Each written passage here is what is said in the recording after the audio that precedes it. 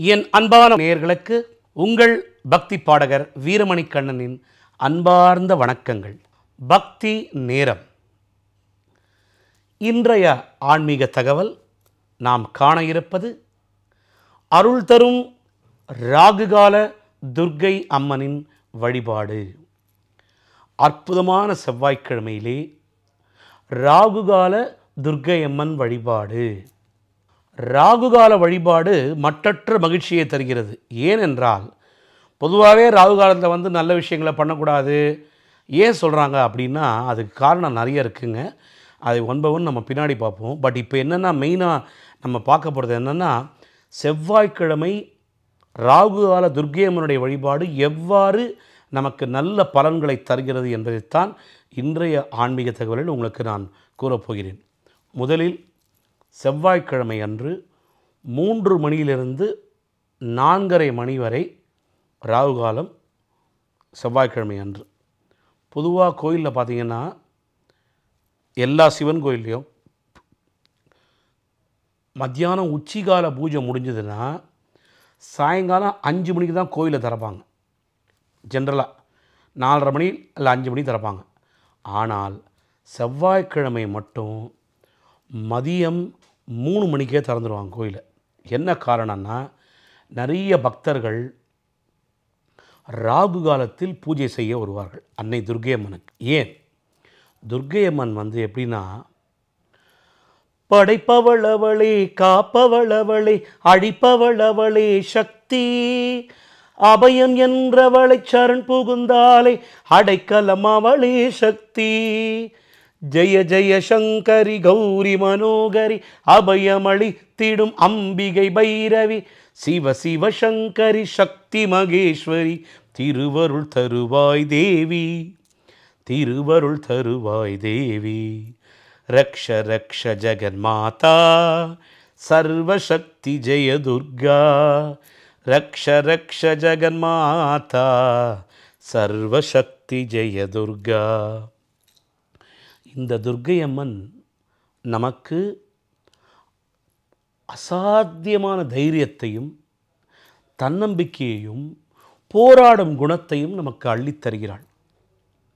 ஏன்னா வாழ்க்கையில் யாரெல்லாம் சோகத்தில் மீழ்ந்து துன்பம் எனும் கடலிலே விழுந்து தத்தளிக்கின்ற வேளையிலே மூழ்குகின்ற வேளையிலே அவர்களையெல்லாம் எடுத்து அம்பிகை பரிபூர்ணமாக தன்னுடைய கையில் எடுத்து டேய் பயப்படாதரா, நான் உன் கூட இருக்கேன்றா, போராடுறா, லைஃப்பில் நான் இருக்கேன்டா அவனுக்கு அப்படி என்று நமக்கு தட்டி கொடுத்து வாழ்க்கையை எதிர்நோக்கும் ஒரு சக்தியை நமக்கு அளிக்கின்றாள் துர்க்கை அம்மன். இந்த ராகுகால பூஜையிலே அன்னை எப்படி மனம் குளிர்வாள் தெரியுமா? ஏன்னா ராகுவினுடைய அதி தேவத்தை துர்க்கை அம்மன். நான் ஏற்கனவே சொன்னேன், நம்முடைய நவக்கிரக வழிபாட்டில் நன்மை தரும் நவகிரகங்களோட ராகு எப்பேற்பட்ட ஒரு சாயா கிரகம்தான் ராகுவும் கேதுவும்.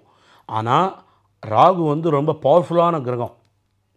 கேதுவாது எப்படின்னா ஞானகாரகன், அதாவது நல்ல ஆன்மீகத்தை கொடுப்பான், நல்ல புத்தியை கொடுப்பான், ஞானத்தை கொடுப்பான், உங்களை எப்போவுமே ஒரு பக்தியாக உங்களை வச்சுருப்பான் கேது. ஆனால் ராகு உங்களது ஆசையை தூண்டும் கிரகம். லஸ்ட்டு விஷ் வேறு லஸ்ட்டு வேறு. அதாவது ஒரு தீய வழியில் போகிறதுக்கு உங்களை ட்ரிகர் பண்ணுவார் ராகு. அப்பேற்பட்ட ராகு நல்லதையும் கொடுப்பார். ஏன்னா ராகு போல் கொடுப்பானே கிடையாது. அதனால தான் ஒருவருடைய ஜாதகத்திலே 18 வருஷம் அந்த ராகு தசை வரும்போது முதல் 9 வருஷம் அள்ளி கொடுப்பார், அடுத்த 9 வருஷம் அப்படியே படுக்க போட்டுருவார். இல்லைனா முதல் 9 வருஷம் ஒரு பெரிய பிளாக் மார்க் தருவார், அடுத்த 9 வருஷம் டாப் கீரில் உங்களை கொண்டு விட்டு கிளம்பிடுவார். அதுதான் ராகுவனுடைய குணாதிசயம். நான் என்ன சொல்கிறேன், டாப் கீர்லேயும் போவானா படுக்கவும் வேணாம். எப்போவுமே வாழ்க்கை சீராக செல்ல அம்பிகையினுடைய அருள் இருந்தாலே போதும். அதனால்தான் ராகுவுக்கு பிடித்தமான ராகு காலத்திலே இந்த ஒரு பூஜையை நாம் செய்வதன் மூலம் அம்பாளின் துர்க்கை அம்மனின் மனம் குளிர்ந்து நமக்கெல்லாம் பேரருள் கிடைக்கும். சரி, இப்போ இந்த ராகு கால பூஜையை நான் எப்படி பண்ணுறது, எப்படி விரதம் இருக்கிறது? சரி, செவ்வாய்க்கிழமை அன்று அழகாக குளித்து நீராடி வீட்டிலே துர்க்கை அம்மன் ஸ்லோகங்கள் எல்லாத்தையும் சொல்லிவிட்டு உங்கள் கையாலங்க 24 இல்லைன்னா 56, இல்லைன்னா 108 எலுமிச்சை மாலையை அழகாக கட்டுங்க. இந்த கடையில் போய் வாங்கிட்டு அப்படியே கொடுக்குறது அது வேண்டாங்க. நீங்கள் உங்களை பூ கட்ட சொல்லலை, எலுமிச்சை மாலையை தான் கோக்க சொல்கிறேன். அது வந்து நூலில் உங்கள் கோக்கிறதுக்கு உங்களுக்கு என்ன ஆகப்போகுது கயிறில் சொல்லுங்கள் பார்க்கலாம். ஒரு அழகாக ஓட்டை போட போகிறீங்க, அந்த ஓட்டை வழியாக லெமன் அழகாக உள்ளே நுழைச்சி மாலையாக கோக்க போகிறீங்க. நான் ஏன் தெரியுமா சொல்கிறேன், இந்த மாதிரி ஒரு விஷயங்களெல்லாம் நம் கையால் ஸ்ரத்தையாக செய்யும் பொழுது இன்னும் அந்த பூஜைக்குரிய பலன் முழுமையாக நம்மிடம் வந்து சேரும். அதுதான் ரொம்ப ரொம்ப முக்கியம். ஆகவே நல்லா குளித்து நீராடி அற்புதமாக ஒரு 1:30 மணிக்கு உட்காந்திங்கன்னா இந்த எலுமிச்சை மாலையை அழகாக கட்டுங்கள்.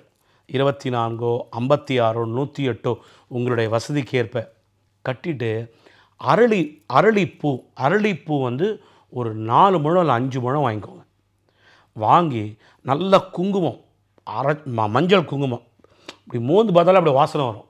அந்த மாதிரி மஞ்சள் குங்குமம் வாங்கி நல்ல வெற்றிலை பாக்கு பழங்கள் இதெல்லாம் எடுத்துகிட்டு கோயிலுக்கு போங்க. சிவனுக்கு இந்த பக்கம் துர்க்கை அம்மன் சன்னதி இருக்குங்க, அங்கே போய் உக்காருங்க. 3 மணி கரெக்டாக ஆஜராகிடுங்க. நீங்கள் கொண்டு போன மாலையை அங்கே இருக்கிற குருக்கள்கிட்ட கொடுங்க. அவர் அம்பாள் மணியில் சாத்துவார். இன்னும் துர்க்கை அம்மனுக்கு ஒரு பாவாடையோ இல்லை ஒரு புடவையோ வாங்கி போனீங்கன்னா அவ்வளோ விசேஷம். என்ன பண்ணுங்கள், 2 புடவை வாங்கிக்கோங்க, 2 புடவை ஜாக்கெட் வாங்கிக்கோங்க. இல்லை வசதி இல்லாதவர்கள் ஜாக்கெட் துணி வாங்கிக்கோங்க, 2 வாங்கிக்கோங்க. 2த்தையும் துர்க்கை அம்மன் மேலே சாத்திட்டு ஒரு ஜாக்கெட் கூட நீங்கள் வாங்கிட்டு திருப்பி வந்து வீட்டில் ஒரு சுமங்கலிக்கு தானமாக கொடுங்க. நீங்கள் இப்போ என்ன பண்ணணுன்னா, கோவிலில் துர்க்கை அம்மனுக்கு இந்த எலுமிச்சம்பழம் மாலையை சாத்திட்டு அர்ச்சனையை பண்ணிவிட்டு 3 மணியிலிருந்து 4:30 மணி வரை அந்த ராகு காலம் முடியும் வரை 1:30 மணி நேரம் தூக்கி போடுங்க. எல்லாத்தையும் போட்டுட்டு அந்த அம்பாள் முன்னாடி உக்காந்து நல்லா தியானம் பண்ணுங்கள். கண்களை மூடிக்கொண்டு நல்ல பிரார்த்தனை பண்ணுங்கள். இது பண்ணுங்கள், 7 வாரம் பண்ணணும். ஏன்னா செவ்வாய்னா 7, செவ்வாய்க்குரிய எண் 7. ராகுவனுடைய அந்த என்ன சொல்கிறது, ராகுவின் உங்கள் மேலே ராகுக்கு கோபம் இருந்தது, ராகு உங்களுடைய ஜாதகத்தில் ஒரு சரியான பார்வையில் இல்லாமல் ஒரு தவறான இடத்தில் இருந்து உங்களுக்கு அந்த கர்ம வினைகளை தரும் அந்த ஃபோர்ஸ் வந்து இந்த பூஜையை ராகுகால வழிபாட்டினை நீங்கள் மேற்கொள்ள உங்களுக்கு அந்த வீரியம் குறைந்து நல்ல, அதாவது நீங்கள் ஸ்டெபிலிட்டியாக உங்களால் வந்து அந்த பிரச்சனையை எதிர்கொள்ள முடியும். நான் இப்போவும் சொல்கிறேன், கர்ம வினைகளை நாம் அனுபவித்து தான் ஆக வேண்டும். ஆனால் இந்த ராகுகால வழிபாடு என்பது எப்படின்னா, நீங்கள் பண்ணுற அந்த பூஜை 7 வாரமும் உங்களுக்கு வர பெரிய பிரச்சனை வந்து அப்படியே படிப்படியாக கம்மியாகி உங்களை விட்டே விலகி போய்விடும். ஒரு சின்ன உதாரணம் சொல்கிறேன் பாருங்கள். இப்போ ஒரு கோர்ட் கேஸ் நடக்குதுன்னு வச்சுக்கோங்க. உங்களுக்கு எதிராக தான் எல்லாமே இருக்குது, நீங்கள் வந்து ஆல்மோஸ்ட் லைஃபே போகிற நிலமை இருந்தால் கூட இந்த பூஜை புனஸ்காரங்களை, இந்த வழிபாட்டினை மேற்கொள்ள அது படிப்படியாக குறைந்து, இப்போ எதிர்க்க இருக்கிறவன் மூர்க்கமாக இருக்கான்னு வச்சுக்கோங்க, அவன் உங்கள்கிட்ட வருவான், சரிப்பா உனக்கு வேணாம் எனக்கு வேணாம், அவுட் ஆஃப் கோர்ட் செட்டில்மெண்ட் முடிச்சிக்கலாம்ப்பா அப்படின்ற சொல்கிற நிலைமைக்கு உங்களை கொண்டு வந்து விடும். அதுதான். ஸோ அதுதான் ராகுகால வழிபாட்டின் மிகச்சிறந்த ஒரு தாத்பரியம். ஏன்னா இந்த ராகுவால் நடக்கும் சில விபரீத விளைவுகள் வாழ்க்கையில் வந்து ரொம்ப துரதிருஷ்டமான கட்டத்தை நமக்கு கொண்டு செல்லும். வீண் பழி, செய்யாத குற்றத்திற்காக பொறுப்பேற்று நம்ம எல்லோரும் காயப்படுத்துவார்கள், இந்த மாதிரிலாம் போகும் பிரச்சனை. அப்போது லைஃப்பில் வந்து பார்த்திங்கன்னா, என்னடா இது, எப்படா இந்த ப்ராப்ளத்தை நம்ம வெளில வருது, இதுக்கு என்ன தான் வழி, நான் என்ன செய்ய போகிறேன் எனக்கு தெரியலையே, அப்படியே கண்ணை கட்டி காட்டில் விட்ட மாதிரி இருக்கேன்னு நிறைய பேருக்கு தோணும். அப்போ எடுங்க இந்த அஸ்திரத்தை, ராகுகால வழிபாட்டினை மேற்கொள்ளுங்கள். எங்களது துர்க்கை சித்தர் அருளிய வாழ்வுகானவள் துர்கா வாக்குமானவள், வாரில் நின்றவள் இந்த மண்ணை ஆள்பவள், தேவி துர்க்கையே ஜெயதேவி துர்க்கையே, சாபம் தன்னை நீக்கிடும் தேவி துர்க்கையே. இந்த துக்க நிவாரண அஷ்டகம். இதை செவ்வாய்க்கிழமை அன்னைக்கு துர்க்கை அம்மன் சன்னதி முன்னாடி உட்காந்து பக்தியோடு பாராயணம் செய்யுங்கள். இது மட்டும் அல்லாமல் மங்கள ரூபிணி மதியணி சூலினி மன்மத பாணியளே சங்கடம் நீக்கிடச் சடுதியில் வந்திடும் சதுர்முக சோதரியே. இந்த காமாட்சி துக்க நிவாரண அஷ்டகத்தையும் மறக்காமல் படியுங்கள். துர்க்கை அம்மன் சன்னதி முன்பாக நேயர்களை திருப்பி குறித்து வைத்துக் கொள்ளுங்கள். செவ்வாய்க்கிழமை மாலை 3 மணியிலிருந்து 4:30 மணி வரை. மற்ற நாட்களில் இதை பண்ணக்கூடாது. செவ்வாய்க்கிழமை தான் துர்க்கைக்கு உகந்த நாள். ஆகவே செவ்வாய்க்கிழமை அன்னைக்கு கூடுமான வரையில் நீங்கள் இந்த நேரத்தை ஒதுக்கி மாலை 3 மணியிலிருந்து 4:30 மணி வரை எல்லா சிவாலயங்களும் அன்றைக்கி திறந்துருக்குங்க. நீங்கள் கவலையே பட வேணாம். நான் சொன்ன மாதிரி இந்த எலுமிச்சம்பழ மாலையை உங்கள் கையால் அழகாக கோருங்க. நீங்கள் சொல்லலாம், என் சார்பாக என் மனைவி பண்ணுவா. அந்த கதையே இங்கே கிடையாது. உங்களுக்கு பசின்னா உங்கள் வயிறு தான் சாப்பிட்ணும். உங்களுக்கு பசின்ட்டு உங்கள் ஒய்ஃபுக்கு சாதம் போட முடியுமா நீங்கள்? இல்லை உங்கள் ஒய்ஃபு பசின்னா நீங்கள் சாப்பிட முடியுமா? முடியாதுல்ல. அது மாதிரி தான். ஸோ இந்த துர்க்கை அம்மன் வழிபாட்டினை ராகு காலத்தின் போது சிரமம் இல்லாமல் சிரத்தையுடன் செய்யுங்கள். எலுமிச்சம்பழ மாலை அழகாக கோர்த்து 24 54 108 அதே போன்று அரளி மாலை வாங்கிக்கோங்க. அந்த அரளி மாலையை வாங்கி கொண்டு நேராக கோயிலுக்கு சென்று துர்க்கை அம்மன் முன்னால் அமருங்கள். அம்மா, நீதாம்மா எனக்கு எல்லாமே, உன்னை விட்டா கதியே இல்லைம்மா, உன் காலடியில் விழுந்துடம்மா, இனிமே என்னை நீ பார்த்துக்கோ அப்படின்ற சரணாகதி அடையுங்கள். தெய்வத்திடம் சரணாகதி அடைய உங்களுக்கு வாழ்க்கையில் ஏற்படுகின்ற தொல்லைகள், பிரச்சனைகள், ஏமாற்றங்கள் இதெல்லாம் கம்ப்ளீட்டாக போயிடுங்க. நான் சொன்னேன் பார்த்தீங்களா, அதாவது வீண் பழி இதெல்லாம் ராகுவால் நடக்கும். செய்யாத குற்றத்திற்காக உங்களை அசிங்கப்படுத்துவாங்க. இதெல்லாம் நடக்கும் வாழ்க்கையில். ஏன்னா இதெல்லாம் நம்ம அதாவதுங்க இந்த ஜென்மத்தில் நம்ம நல்லதே பண்ணியிருப்போம். எப்பேற்பட்ட நல்லா இவனுக்கு போய் அவ்வளோ சோதனைன்னு வாங்க தெரியுமா? அது அவனுக்கு இந்த ஜென்மத்தில் நல்லவனாக இருந்துக்கா பரிசு இல்லை. போன ஜென்மத்தில் அவன் செய்த கர்ம வினை இந்த ஜென்மத்தில் இந்தந்த காலகட்டத்தில் அவன் அனுபவிக்க வேண்டும் என்பது நீதி. இயற்கையாகவே நல்லவனாக தாங்க இருப்பான். அவனை பார்த்தீங்கன்னா எங்கேயாவது ஸ்பெஷலாக போய் மாட்டுவான். அவன் தலை உருளும் சம்பந்தமே இல்லாமல். நீங்கள் பார்ப்பீங்க, அடப்பாவி என்னடா இவனுக்கு போய் இந்த பிரச்சனையான்னு. இதெல்லாம் ஏற்படுவது நம்முடைய நவகிரகத்தின் கோச்சாரப்படி. அதனால்தான் சொல்கிறேன், ராகு கால வழிபாடு என்பது ராகுவை மட்டும் வழிபாட்டின் மூலம் திருப்தி அடைய வைக்கவில்லை, அன்னையும் சேர்ந்து தான் திருப்தி அடைகிறாள். அன்னை துர்க்கை என்ன பண்ணுவா? டேய், அவன் என் பக்தன்டா, உன்னுடைய சோதனை எதுவாக இருந்தாலும் ஓரளவுக்கு மேலே அவனுக்கு கொடுக்காது, நீ சோதனையை கொடு, அவனுக்கு நான் தாங்குகிற சக்தியை கொடுக்குறேன் அப்படின்னு சொல்லி அன்னை துர்க்கை நம்மை அரவணைப்பாள். அதனால தான் இன்றைக்கி துர்க்கை எப்படிலாம் உங்களுக்கு வழிபடுறோம் பார்த்தீங்களா? விஷ்ணு துர்க்கை, சிவதுர்க்கை, நவதுர்கா, எத்தனையோ துர்க்கை. அதே மாதிரி துர்கா சப்தலோக்கின்னு ஒன்று இருக்குங்க. அதை மறக்காமல் படிங்க. சமஸ்கிருதம் தெரிந்தவர்கள் துர்கா சப்தலோகியை படிங்க. அத்தனை விசேஷம். செவ்வாய்க்கிழமை அன்றைக்கி, செவ்வாய்க்கிழமை மாதிரி ஒரு வைப்ரேஷனான நாள் 7 நாளுங்க. இந்த 7 நாளும் நல்ல நாட்களுங்க. இறைவனை வழிபடும் அனைத்து நாட்களும் நல்ல நாட்கள். நான் ஏன் செவ்வாய் வெள்ளி பர்டிகுலராக சொல்கிறேன்னு தெரியுமா? செவ்வாய்க்கிழமை அன்றைக்கி அவ்வளோ வைப்ரேஷன் இருக்குங்க. அதே மாதிரி வெள்ளிக்கிழமையும் பௌர்ணமி, அமாவாசை இதெல்லாம் தனி. நான் சொல்வது செவ்வாய் வெள்ளி இந்த 2மே ரொம்ப மங்களகரமான நாட்கள். அதனால்தான் நான் உங்கள்கிட்ட தயவு கூர்ந்து கேட்டுக்கிறேன், திக்கற்றவர்களுக்கு தெய்வமே துணை என்ற ஒரு பழமொழி இருக்கிறது. அது மாதிரி நம்மெல்லாம் ஒரு சாதாரண மனிதர்கள். நம்மளுடைய மனிதர்கள் இத்தனை பிரச்சனைகளில் மாட்டின்று இப்படி முழிச்சுட்டு இருக்கும்போது இவர்களுக்கு நாம் கொடுக்க வேண்டிய ஒரு உபாயம் என்ன தெரியுமா? இதெல்லாம் தான். உபாயம்னா தந்திரம் என்று பொருள். இந்த தந்திரத்தை, சூக்ஷமத்தை சொல்லி புரிய வைக்க வேண்டும். அது எப்படி நடக்கும் தெரியுமா? அதை கரெக்டாக அந்த விதி வந்தால் தான் நீங்கள் அதை செய்யவே முடியும். உங்களை தடுக்குங்க. ஒரு ப்ரேயர் பண்ணுறது ஈஸி கிடையாது. நீங்கள் எழுதி வச்சுக்கோங்க. அந்த ப்ரேயரை தடுக்கிறதுக்கு உங்களுக்கு சக்திகள் நடக்கும். பண்ண விடாமல் பண்ணும். அதை மீறி தான் நீங்கள் வரணும். அதனால தான் நான் என்ன சொல்கிறேன், நேராக கோயிலில் போய் ஆஜராகிடுங்க. ஏன்னா நீங்கள் வீட்டில் இந்த ப்ரேயரை பண்ணிங்கன்னா மத்தியானம் எல்லாருக்குமே வந்து அசர்ற நேரம். ஏன்னா சாப்பிட்ருவீங்க 1 மணிக்கு. சாப்பிட்டதுக்கப்புறம் என்ன ஆகும், ஆட்டோமேட்டிக்காக சரி ஒரு தூக்கத்தை போட்டு பூஜை ஆரம்பிப்போம் அப்படி ஆரம்பிக்க தூக்கி போயிடுவீங்க. ஸோ அன்றைக்கி அந்த வாரம் புஸ்ஸு. ஸோ அதனால தான் 1:30 மணிக்கு ப்ரிப்பேர் ஆகி கோயிலுக்கு போய் குளிச்சிங்கன்னா தூக்கம் வராது. மத்தியானம் திருப்பி 1:30 மணிக்கு ஒரு குளியலை போடுங்க. போட்டுட்டு அழகாக கோயிலுக்கு போய் விழுந்துருங்க. அம்பாள்கிட்ட அன்னைகிட்ட போய் உக்காந்துருங்க. 3லேருந்து 4:30 நான் சொல்கிறேங்க.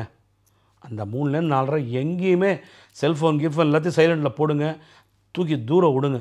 அந்த 1:30 மணி நேரம் ராகு காலத்தில் உங்கள் பார்வையும் உங்களது எண்ணமும் உங்களது மனதும் அன்னை துர்க்கையிடம் மட்டுமே இருக்கணுமே தவிர வேறு எங்கேயும் இருக்கக்கூடாது. முடிந்தால் அந்த ராகு காலத்திலே நீங்கள் பூஜை செய்வதற்கு முன்னால் நவகிரகமான ராகுவிற்கு ஒரு அர்ச்சனை ஒன்று பண்ணுங்கள். ஏன்னா ராகு காலத்தில் தான் நம்ம பூஜையே பண்ணுறோம். ஸோ ராகுவிற்கும் ஒரு அர்ச்சனையை பண்ணனா அவரும் ரொம்ப சந்தோஷப்படுவார். இந்த வழிபாடுகள் சூட்சமங்கள் தாங்க நமக்கு வந்து வாழ்க்கையில் நிதர்சனமான வெற்றியை தரும். சோதனை வரும்பொழுது அதை சாதனையாக மாற்றுவதற்கு இதெல்லாம் உங்களுக்கு கைகூடும். ஸ்பெஷலாக இன்றைக்கி நான் சொல்கிற வழிபாடு பார்த்திங்கன்னா ராகுகால வழிபாடு வந்து எவ்ரி வீக், அதாவது உங்களுக்கு வந்து எப்படின்னு எனக்கு தெரியாது, ஒருத்தர் லைஃப் ஸ்டைல். நான் உங்கள்கிட்ட வேண்டிக்கிறது என்னென்னா அட்லீஸ்ட் மாதத்தில் ஒரு செவ்வாய்க்கிழமையாவது ராகுகால வழிபாடு பண்ணுங்கள். உங்களுக்கு நல்லது, உங்கள் குடும்பத்திற்கு நல்லது. ராகுவின் பீடிகை யாருக்காக இருந்தாலுங்க, அதாவது சில பேர் வீட்டிலலாம் பார்த்திங்கன்னா 2 பேருக்கு ராகு தோசை வரும். கணவன் மனைவிக்கு வரும், அப்பா பொண்ணுக்கு வரும், அம்மா பையனுக்கு வரும். 2 ராகுலாம் வீட்டில் இருந்ததுன்னா ஸ்வைட்டி அடிச்சிடும் வீட்டை. ஸோ அதை நீங்கள் பேலன்ஸ், நான் உங்களை பயமுறுத்துறதுக்காக சொல்லுங்க. கிரகங்களின் கோச்சாரங்கள் அப்படி. ஏனென்றால் நாம் ஜனித்த நேரம் முதலே கிரகத்தினுடைய ஆட்சி நம்முடைய வாழ்க்கைக்குள் வந்து விட்டது. ஸோ இந்த கிரகங்களுடைய கோச்சாரத்தையும் கோபத்தையும் தணிவித்து அதை எதிர்கொள்ளும் பக்குவத்தனை நமக்கு வழங்குவதற்காகத்தான் இந்த மாதிரி தெய்வங்களின் வழிபாடுகளை நாம் மேற்கொள்கிறோம். ஸோ இப்போ செவ்வாய்க்கிழமை நான் சொன்ன வழிபாடு என்ன, எலுமிச்சை மாலையை நீங்கள் அழகாக பண்ணிண்டு, நல்ல அரளி மாலையை வாங்கிண்டு, நல்ல மஞ்சள் குங்குமத்தால் அர்ச்சனை செய்யுங்கள். அன்னை மகிழ்வாள் துர்க்கையம்மன். நல்லா, அதுவும் வீட்டின் பெண்மணி குடும்பத் தலைவியாக இருந்தால் நல்ல மாங்கல்யத்தில் மஞ்சளை தடவிக்கோங்க. தடவின்னு போய் நல்லா அந்த குளிச்ச ஈரத்துணியோட தலையை தோட்டிக்காமல் ஈரத்தோடு போங்க. ஜம்முன்னு அந்த புடவையை கட்டுன்னு அப்படி உட்காருங்க அம்பாள் முன்னாடி. தாலி பாக்கியம் அப்படி. அதாவது ராகுகால வழிபாடோட மற்றொரு மகத்துவம் என்னென்னா, கணவனின் மாங்கல்ய அந்த தாலி பாக்கியம் வந்து அவ்வளோ ஸ்ட்ராங்காக இருக்கும். கணவனின் ஆரோக்கியம் செம்மையாக இருக்கும். ஆமாங்க, குடும்பத் தலைவன் நல்லா தானேங்க நம்ம நல்லா இருப்போம். ஆகவே அதெல்லாம் வந்து வாழ்க்கையின் ஒரு மிக முக்கியமான பகுதிகள் தாய்க்குலங்களுக்கு. ஸோ இந்த தாய்க்குலங்களும் இந்த ராகுகால வழிபாட்டை மேற்கொள்ள வேண்டும் அவசியம். நான் சொல்கிறது என்னென்னா, எல்லா நாளும் நீங்கள் போகணுன்னு நான் சொல்ல, மாதத்தில் ஒரு செவ்வாய்க்கிழமை ஒதுக்குங்க. இந்த ராகுகால வழிபாடு என்பது ராகு சரியாக இருக்காரோ சரியாக இல்லையோ, மாதம் ஒரு முறை இந்த வழிபாட்டை மேற்கொள்ளுங்கள். அத்தனை நல்லது உங்களுக்கு. இதோட ஒரு பெரிய மேட்டர் என்ன தெரியுமா இருக்குது இதில், இந்த ராகுகால வழிபாடு வந்து பார்த்திங்கன்னா எப்படி ரிலேட்டட் சொல்கிறேன் பாருங்கள். இப்போது இந்த கோர்ட்டு கேஸ் வந்து ரொம்ப நாளாக இழுத்துன்னு இருக்கும். உங்களுக்கே தெரியும், வாய்தான்னு போயிட்டே இருக்கும். இந்த ராகுகால வழிபாடை மேற்கொள்ள அந்த கேஸு டப்புன்னு முடியும் உங்களுக்கு ஃபேவராக. அது ஒரு மிகப்பெரிய, நிறைய பேருக்கு இது நடந்திருக்குங்க. ஆக்சுவலாக ராகுகால வழிபாட்டின் மகத்துவமே என்னென்னா, ரொம்ப நாள் வீண் அலைச்சல், இந்த கோர்ட் கேஸு, வீண் அலைச்சல், வீண் பழி, இதெல்லாம் சுமந்துன்னு வாழறாங்க பார்த்தீங்களா, அவங்களுக்கெல்லாம் நல்ல ரிலீஃப் கொடுக்கறது தான் இந்த ராகுகால வழிபாடு. அதே மாதிரி இந்த துர்க நிவாஷ்டகமோ, அன்னை காமாட்சி நிவாரண அஷ்டகமோ, மெயினாக துர்க்கை அம்மனுடைய காயத்ரி. காத்யாயனாய வித்மஹே கன்யகுமாரி தீமஹி தன்னோ துர்கிஃப் பிரச்சோதயாத். நல்ல துர்க்கை அம்மனை 11 முறை வேண்டி வழிபடுங்கள். துர்க்கை அம்மன் காயத்ரி. அதோட அரவெனும் ராகு ஐயனே போற்றி கரவாதருள்வாய் கஷ்டங்கள் நீக்கி ஆக அருள் புரி அனைத்திலும் வெற்றி ராகுக்கனியே ரம்யா போற்றி. அஸ்வத்வஜாய வித்மஹே சூலஹஸ்தாய தீமஹி தன்னோ ராகு பிரச்சோதயாது.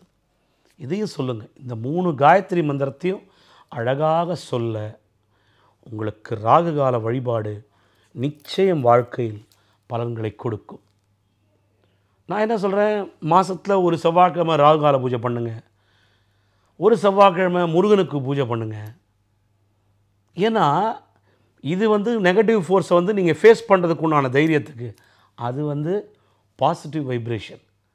வீடு, வாகனம், மனை இதெல்லாமே அங்காரகனின் அருள். பாருங்கள் லைஃப் எப்படி பேலன்ஸ் ஆகும் பார்த்தீங்களா உங்களுக்கு. அதுக்கு தாங்க சொல்கிறது, ஒவ்வொரு வழிபாடும் அத்தனை சிறந்தது நம்மளுடைய அறநெறியிலே. அதனால்தான் உங்கள்கிட்ட கைகூப்பி நான் கேட்குறது என்னென்னா, இந்த மாதிரி பக்தி நேரம் மூலமாக இந்த மாதிரி வழிபாட்டுகளை குறித்து கொள்ளுங்கள். அழகாக நல்ல முறையிலே பக்தியோடு விரதம் இருந்து இந்த மாதிரி வழிபாடுகளை செய்யுங்கள். வாழ்க்கையில் உன்னத நிலையினை நாம் எல்லோரும் பெற வேண்டும் என்று அன்புடன் தெரிவித்துக்கொண்டு மீண்டும் மற்றும் ஒரு ஆன்மீக தகவலிலே பக்தி நேரத்தில் சந்திப்போம்.